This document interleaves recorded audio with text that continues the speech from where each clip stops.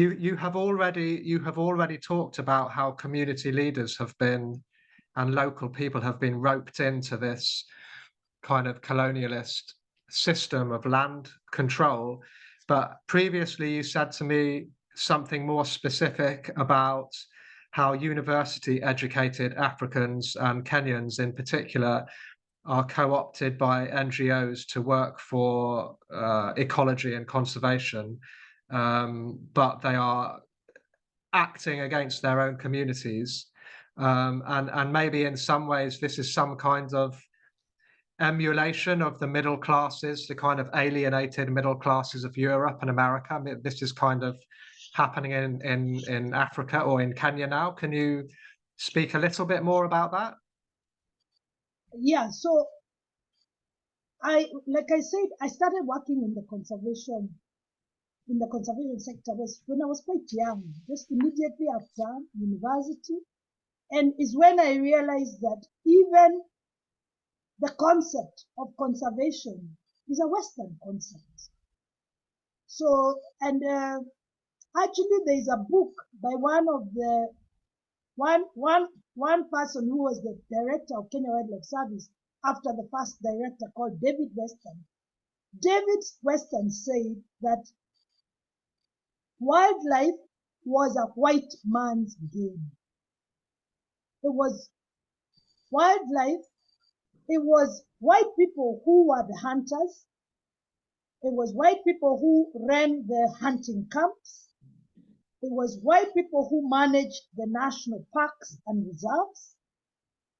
And it was the white people who benefited from wildlife in our countries. I'll be very specific to Kenya, but it applies to many other countries. So in Kenya, for the longest time, it was only white people who set the policies on how wildlife would be managed. And white people created the impression that indigenous Africans didn't understand wildlife and wildlife management, because they then said it's managed using science. And we all know science is the white people's witchcraft. They say abracadabra, these are the number of wildlife that you can cull because of the carrying capacity. And who are you to question them? It's a white person saying it, so it must be true, and all the scientists have said it. So that nonsense was so ingrained into our brains until I participated in the nonsense. So when I first worked with the Kenya Wildlife Service elephant program, we were doing, you cannot count elephants in the forest because the undergrowth, the trees, you can't see them using the small aircraft. So we would do the elephant counts in Savo, where you literally go up in the small plains, the Cessnas, and you'd see a herd of elephant. You would count them and take a photograph of them, which you could literally count the number of individuals. And you do 2-kilometer transects across the whole park. So you could pretty much see the whole park. But for forest elephants, it's very difficult because you can't fly over. You can't see them when you're flying over. So what was being introduced by Kenya Wildlife Service in the early 90s was the indirect method of counting elephants, which was we'd go into and we were the first to do that method, of course, under the guidance of, white people, because we can't, we need guidance all the time. But anyway, so we would then go and have these straight transects using a compass in a particular direction. Then everywhere you'd see a pile of dung on that transect, you would record, and you would record the status of that pile of dung. So if it was a freshly dunged dung, it was called A. And then if it had completely disintegrated into soil where it was barely visible, but you could still see it was a pile of dung, I think it was E. And in between were the different categories. And then if you would find a dung pile away from the transect, you would then measure.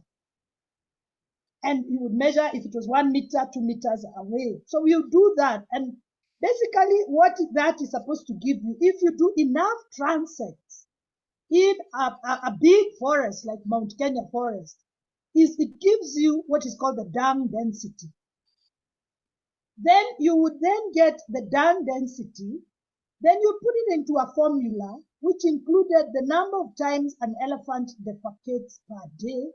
And just in case you didn't know, it is 7 times per day, as Okay. some other white people had studied and figured out in West Africa. But we were using that data in East Africa. Hey, so it was 7 times per day. And then you would then calculate, get the dung density, and somehow that would give you the number of elephants in Mount Kenya forest. But the problem was different sections of the forest, the dung would disintegrate faster based on things like dung beetles, which come and make a quick meal of it. So we would then go back and follow elephants that are just about to defecate, and then we would mark our A piles of dung. Then would come after a week, 2 weeks, and follow up and collect whether there were dung beetles. Anyway, we did all that. But somehow, even before we finished, doing enough transit, our researchers had already come up with a figure of the number of elephants in Kenya, not just in Mount Kenya, but in Kenya. And they had also come up with a figure for the number of elephants that were there before, like 10 years before, where no serious elephant counts had been done. And they had shown that there was a sharp decline of elephants. And that information was used by the Kenya Wildlife Director, Dr. Richard Leakey, to show that the elephant is now so endangered, it needs to be classified depending on the appendix. I think it moved from appendix 2 to appendix 1 or vice versa, whichever. Anyway, for me, I knew we had not done enough data collection, even if this was a foolproof method. But now, because a white person was saying, the scientists, and that included me, had said that the population of elephants is now at whatever thousands he decided, and before it was at whatever thousand he decided, that it needed to be protected more. So the narrative is controlled by white people, and science is the word they use for any nonsense they come up with to fit their narrative. So we are finding, they are even saying that now science has shown that we need trophy hunting in Africa, that it does good for the population. And you've got a very aggressive group on Twitter who are promoting that it even benefits the local indigenous communities. And all science has said it's a whole load of nonsense, because this is a huge continent. Wildlife moves across boundaries. It is extremely expensive to do animal population censuses. Very, very difficult. And then even if you do it in a localized area, it's difficult to then extrapolate it to other areas. There's some areas with a high concentration of wildlife because, of course, like the Okavanga Delta, where there's lots of water, so there's lots of concentration of elephants. So it's not evenly distributed across the continent.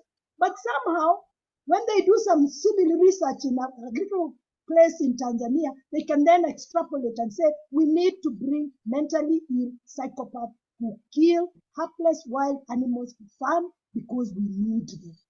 We need them for conservation, or the communities benefit from the meat that is thrown at them, like we are dogs, like we can't hunt in our own continent. So this nonsense of white people thinking they control the world needs to stop.